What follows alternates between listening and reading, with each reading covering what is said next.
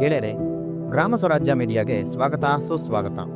ನಾನು ಚಂದ್ರಶೇಖರ್ ಬಾಳೆ. ಈ ಸಂಚಿಕೆಯಲ್ಲಿ ದೇವನಹಳ್ಳಿ ರೈತರ ಭೂಮಿ ರಕ್ಷಣೆಗಾಗಿ ನಡೆಸುತ್ತಿದ್ದ ರೈತರ ಹೋರಾಟ ಫ್ರೀಡಂ ಪಾರ್ಕ್ಗೆ ಸ್ಥಳಾಂತರವಾಗಿದ್ದು ಒಂದು ಕ್ರಾಂತಿಕಾರಿ ತಿರುವು ಪಡೆದುಕೊಂಡಿದ್ದು ರಾಜ್ಯ ಹಾಗೂ ದೇಶದ ರಾಜಕೀಯ ದಿಕ್ಕನ್ನು ಸೂಚಿಸುವ ಮೈಲುಗಲ್ಲಾಗಿದೆ. ಆ ಕುರಿತು ಈ ವಿಡಿಯೋದಲ್ಲಿ ವಿಷಯವನ್ನು ಮಂಡಿಸಲಾಗಿದೆ. ಅದನ್ನು ಕೇಳೋಣ ಬನ್ನಿ.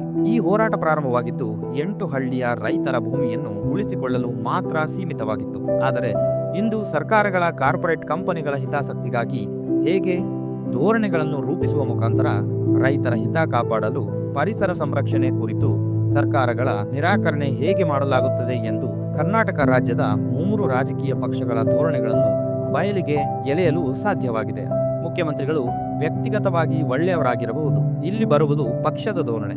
ಕಾಂಗ್ರೆಸ್ ಪಕ್ಷ, ಬಿಜೆಪಿ ಹಾಗೂ ಜೆಡಿಎಸ್ ಪಕ್ಷಗಳು ಕಾರ್ಪೊರೇಟ್ ಕಂಪನಿಗಳ ಪರವಾದ ಧೋರಣೆಗಳನ್ನು ವಿರೋಧಿಸಿ ನಡೆಯುತ್ತಿರುವ ಫ್ರೀಡಂ ಪಾರ್ಕ್ ಹೋರಾಟದ ದಿಕ್ಕು ಈ ದೇಶಕ್ಕೆ ಪರ್ಯಾಯ ಧೋರಣೆಗಳನ್ನು ನೀಡಬಲ್ಲದು. ಮಾತ್ರವಲ್ಲ, ದೇಶಕ್ಕೆ 3ನೇ ಪರ್ಯಾಯ ರಾಜಕೀಯ ರಂಗವನ್ನು ನೀಡಬಲ್ಲದು. ಒಂದೆಡೆ ಬಿಜೆಪಿ ನೇತೃತ್ವದ ಎನ್ಡಿಎ ಸರ್ಕಾರ ಅದಾನಿ, ಅಂಬಾನಿಗಳ ಗುತ್ತೇದಾರಿ ಕಾರ್ಪೊರೇಟ್ ಕಂಪನಿಗಳ ಹಿತಾಸಕ್ತಿಗಾಗಿ ಇಡೀ ದೇಶದ 120 ಕೋಟಿ ದುಡಿಯುವ ಜನತೆಯ ಹಿತಾಸಕ್ತಿಯನ್ನು ಬಲಿ ಕೊಡಲು ಮುಂದಾಗಿದ್ದು, ಮತ್ತೊಂದೆಡೆ ಕಾಂಗ್ರೆಸ್ ಪಕ್ಷದ ಸರ್ಕಾರ ರಾಜ್ಯದಲ್ಲಿ ಬೆಂಗಳೂರು ನಗರವನ್ನು ವಿಸ್ತಾರ ಮಾಡಲು ಹೊರಟಿರುವ ದಿಕ್ಕುಗಳು ಮತ್ತು ರಸ್ತೆ ಹಾಗೂ ಕೈಗಾರಿಕೆಗಾಗಿ ಕಾರ್ಯಕ್ರಮ ರೂಪಿಸಿ ಮೂಲಸೌಕರ್ಯ ಕಲ್ಪಿಸಲು ರೈತರ ಭೂಮಿಯನ್ನು ಸ್ವಾಧೀನಪಡಿಸಿಕೊಂಡು ಅಭಿವೃದ್ಧಿ ಮಾಡುವ ದಿಕ್ಕು ಬಿಜೆಪಿಗಿಂತ ಭಿನ್ನವಾಗಿಲ್ಲವೆಂಬುದು ಗಮನಿಸುವಾಗ ಎನ್ಡಿಎ ಮತ್ತು ಇಂಡಿಯಾ ರಂಗಗಳ ಆರ್ಥಿಕ ಧೋರಣೆ ಒಂದೇ ಆಗಿದೆ.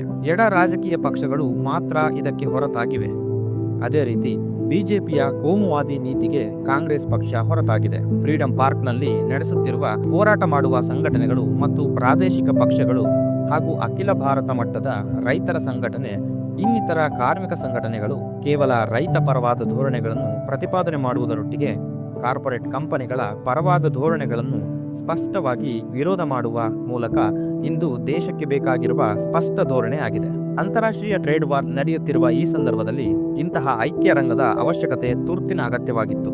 ಯಾಕೆಂದರೆ ಅಮೆರಿಕ ಸರ್ಕಾರ ತನ್ನ ದೇಶದ ಜೆನೆಟಿಕಲಿ ಮಾಡಿಫೈಡ್ ಕೃಷಿ ಉತ್ಪನ್ನಗಳನ್ನು ಹಾಗೂ ಹಾಲಿನ ಡೈರಿ ಉತ್ಪನ್ನಗಳನ್ನು ಭಾರತಕ್ಕೆ ನಿರ್ಯಾತ್ ಮಾಡಲು ಎಲ್ಲ ರೀತಿಯ ಒತ್ತಡ ತಂತ್ರವನ್ನು ಮೋದಿ ಅವರ ಮೇಲೆ ಪ್ರಭಾವ ಬೀರುವ ಪ್ರಯತ್ನಗಳು ನಡೆದಿದೆ. ಅದರ ವಿರುದ್ಧದ ಹೋರಾಟಕ್ಕೂ ರಾಜಿ ಇಲ್ಲದ ಹೋರಾಟ ಮಾಡುವ ಮುಖಾಂತರ ಮಾತ್ರವೇ ನಮ್ಮ ದೇಶದ ಕೃಷಿ ಹಾಗೂ ರೈತರನ್ನು ರಕ್ಷಣೆ ಮಾಡಲು ಸಾಧ್ಯವಾದೀತು ಎಂಬ ಹಿನ್ನೆಲೆಯಲ್ಲಿ ಫ್ರೀಡಂ ಪಾರ್ಕಿನ ಐಕ್ಯ ರಂಗದ ಮುಂದುವರಿಕೆ ಅತ್ಯಂತ ಮಹತ್ವಪೂರ್ಣವಾಗಿದ್ದು, ವಿಶೇಷವಾಗಿ ಎಡ ಪಕ್ಷಗಳು ಮುತುವರ್ಜಿ ವಹಿಸಿಕೊಂಡು ಪ್ರಸ್ತುತ ಹೋರಾಟವನ್ನು ರಾಷ್ಟ್ರವ್ಯಾಪಿ ರಾಜಕೀಯ ಧೋರಣಾತ್ಮಕ ಬದಲಾವಣೆಗಾಗಿ ಮುಂದುವರೆಸಬೇಕಾಗಿದೆ. ಇವುಗಳಿಗೆ ಪೂರಕವಾದ ವಿಷಯವಾಗಿದ್ದು, ಕೇರಳ ಮಾದರಿ ಪಂಚಾಯಿತಿ ವ್ಯವಸ್ಥೆಯನ್ನು ದೇಶಾದ್ಯಂತ ತರುವ ದಿಕ್ಕಿನಲ್ಲಿ ವಿಕೇಂದ್ರೀಕೃತ ಹೋರಾಟ ಮೂಲಕ ಮಾತ್ರವೇ ದೇಶದ ಬಹುಸಂಖ್ಯಾತ ಜನಸಮುದಾಯ ಪಾಲ್ಗೊಳ್ಳುವ ಸಾಧ್ಯತೆಗಳಿದ್ದು, ಆಡಳಿತಾರೂಢ ರಾಜಕೀಯ ಪಕ್ಷಗಳನ್ನು ಗ್ರಾಮ ಮಟ್ಟದಲ್ಲಿ ಬೇರು ಬಿಟ್ಟು ಕೋಟಿಗಟ್ಟಲೆ ರಾಜಕೀಯ ಪಕ್ಷಗಳ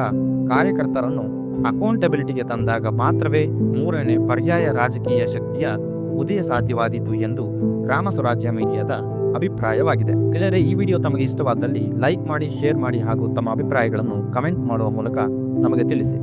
ಧನ್ಯವಾದಗಳೊಂದಿಗೆ ಗ್ರಾಮ ಸ್ವರಾಜ್ಯ ಮೀಡಿಯಾ.